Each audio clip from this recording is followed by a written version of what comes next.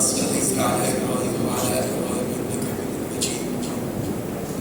اللهم بارك على محمد وعلى آل محمد پورے آ رہے كما باركت على إبراهيم وعلى آل إبراهيم إنك حميد مجيد. رب اشرح لي صدري ويسر لي أمري واحلل عقدة من لساني يفقهوا قولي واجعلني وزيرا من أهلي رب زدني علما رب زدني فهما. آج ہم سورہ نساء کی مزید جو آیات کا معنی مفہوم سمجھنے کی کوشش کریں گے. آیت نمبر 18 اور آیت نمبر 19. ان آیات کی تلاوت کرنے کی سعادت ہم حاصل کریں گے. ہمارے پاس قاری صاحب دیکھتے ہیں کہ غیر قاری بھی کریں گے. چلے کھڑے ہو جو اوپر دیکھ کر اعوذ باللہ بسم اللہ الرحمن الرحیم.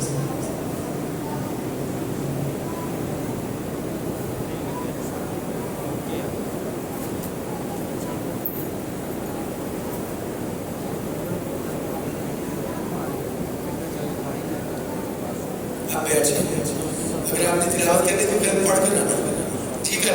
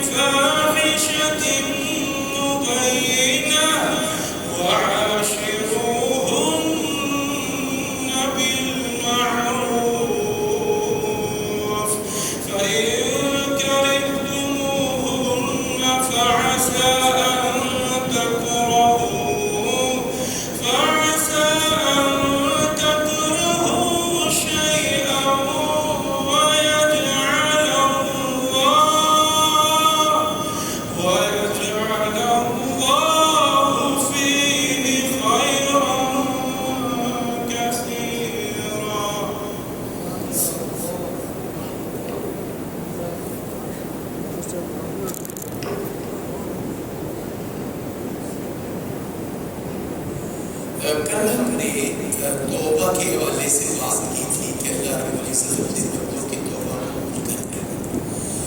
لیکن اس بندے کی توبہ قبول کرتا ہے اللہ تعالیٰ جو اپنے گناہ سے جلدی توبہ کر لیتا ہے.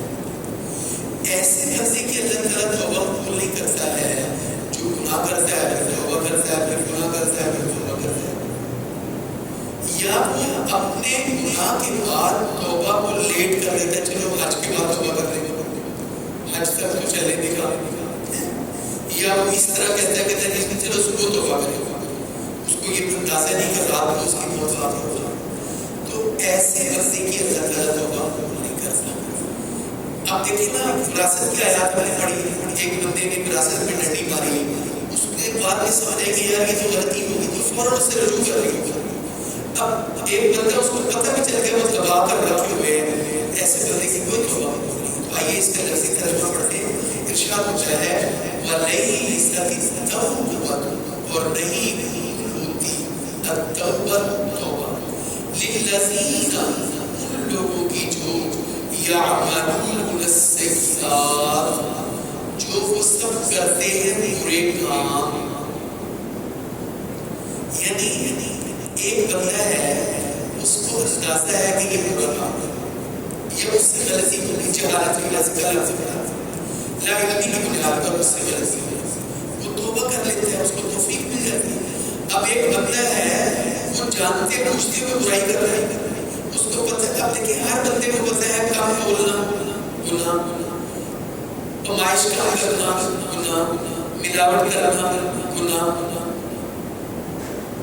یہ تو بنیادی چیزیں نا ہر بندے کو پتہ ہے۔ لیکن آپ دیکھیں، آپ کسی ریڑھی والی کے پاس چلے جائیں، آپ اس سے 1 کلو سیب لے دیں، سوال ہی پیدا نہیں ہوتا وہ کلو کی کلو سارے صحیح نکلتے ہیں۔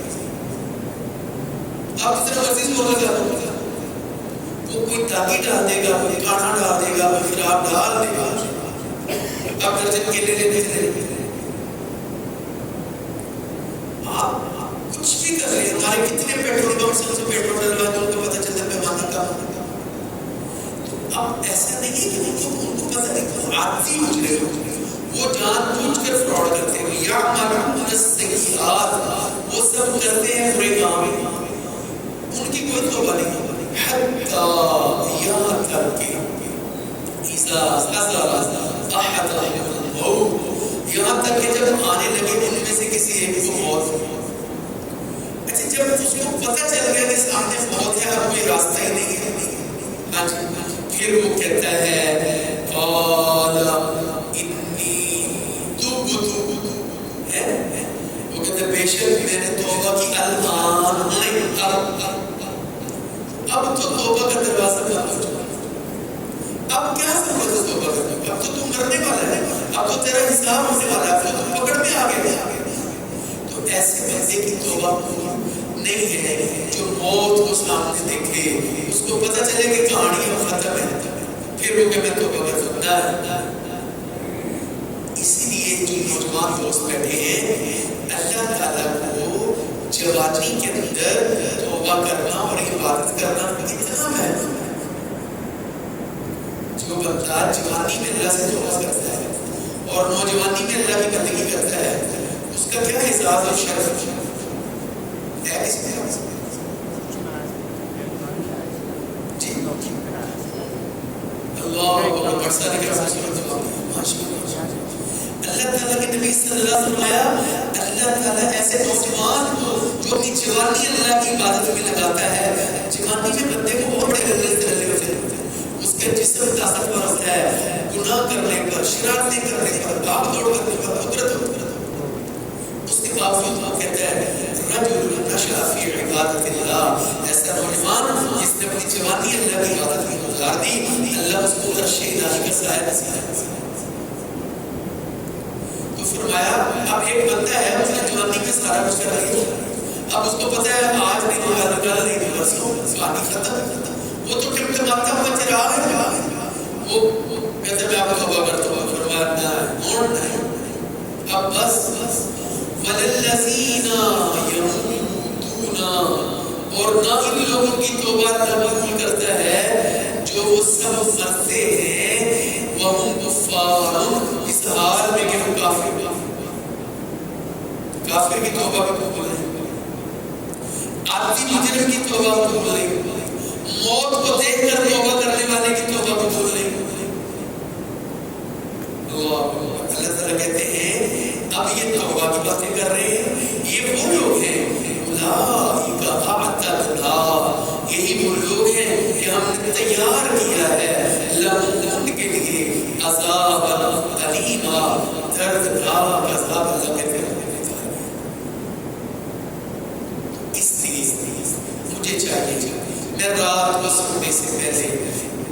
کو ایک حدیث اللہ مسند احمد کے حدیث یہ رات کو سونے سے پہلے توبہ کرنا اور اپنا معاملہ ٹھیک کرنا ہے کتنی عظیم شان بات ہے. حضور صلی اللہ علیہ وسلم مسجد میں تشریف فرما, آپ کے ارد گرد صحابہ بیٹھے تھے. ایک شخص مسجد میں داخل ہوا, اس نے تازہ وضو کیا ہوا تھا. اس کے وضو کے پانی کے قطرے نیچے گر رہے تھے. رسول اکرم صلی اللہ علیہ وسلم نے فرمایا, وہ بھائی جس نے جنتی بندے کو دیکھنا اس کو دیکھنا. سارے صحابہ کو دیکھنے لگے ہیں, یہ تو ہمارے ساتھ خاص بات ہے, یہ تو میرا پڑوسی ہے, اس کے بچے میرے بچوں کے ساتھ کھیلتے ہیں, بہت ماشاءاللہ بہت اچھی بات. ایک دن گزر گیا, اگلا دن رسول اکرم صلی اللہ علیہ وسلم صحابہ اکرام کے درمیان جلوہ افروز ہے, وہی بندہ آیا اور آپ صلی اللہ علیہ وسلم نے فرمایا, بھائی اس نے جنتی شخص کو دیکھنا کچھ کو دیکھنا. بہت بڑی بات ہے. آج دوسرا دن ہے, اس کی جنت کی بشارت ہے. دوسرا دن بھی گزر گیا, تیسرے دن کو بندہ پھر نمودار ہوا. آپ نے بھائی دیکھو جس نے جنتی بندے کو دیکھنا اس کو دیکھنا. اب صحابہ اکرام جو تھے وہ نیکیوں کے بڑے قریب تھے. انہوں نے کہا یار بتاؤ تو صحیح کیا کرتا ہے, پتہ کرو یہ کون سی تہجد پڑھتا ہے, یہ کون سے نوافل پڑھتا ہے, یہ کون سا ورد وظیفہ کرتا ہے. اس کام کے لیے صحابہ نے سیدنا عبداللہ بن عمر بن عاص کو بھیجا. عبداللہ بن عمر بن عاص ان کے گھر گئے, ان کو جا کر کہا چچا جی میں کچھ دن آپ کے ساتھ رہ سکتا ہوں. انہوں نے کہا ہاں بیٹے کوئی بات نہیں, رہو آپ کا بنا کرو. سیدنا عبداللہ بن عمر کہتے ہیں میں 3 دن اس شخص کے گھر رہا, دیکھتا رہا یہ کرتا کیا ہے, یہ جاتا کہاں ہے, یہ صدقہ خیرات کیسے کرتا ہے, یہ نوافل کتنے پڑھتا ہے, یہ تہجد کتنی پڑھتا ہے, یہ تلاوت کتنی کرتا ہے. سارا دن دیکھتا رہا. میں بڑا حیران ہوا کہ وہ ایسا کوئی بھی عمل نہیں کرتا تھا جو ہم نہیں کرتے. جیسے ہم نماز پڑھتے وہ نماز پڑھتا, آپ روزے رکھتے وہ بھی روزے رکھتا تھا. کہتے 3 دن گزرنے کے بعد میں نے ان سے پوچھا کہ حضرت جی غلطی کوئی اور ہے, میں تو اس لیے یہاں نہیں آیا تھا رہنے کے لیے, میں نے آپ کے بارے میں رسول اکرم صلی اللہ علیہ وسلم کی زبان مبارک سے 3 دن لگاتار جنت کی بشارت سنی ہے. وہ بتاؤ کرتے کیا,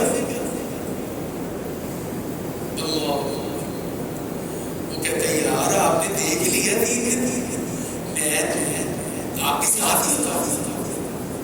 وہ کہتے ہیں یار بتاؤ کوئی خفیہ عمل کرتے, کوئی پوشیدہ عمل کرتے. اللہ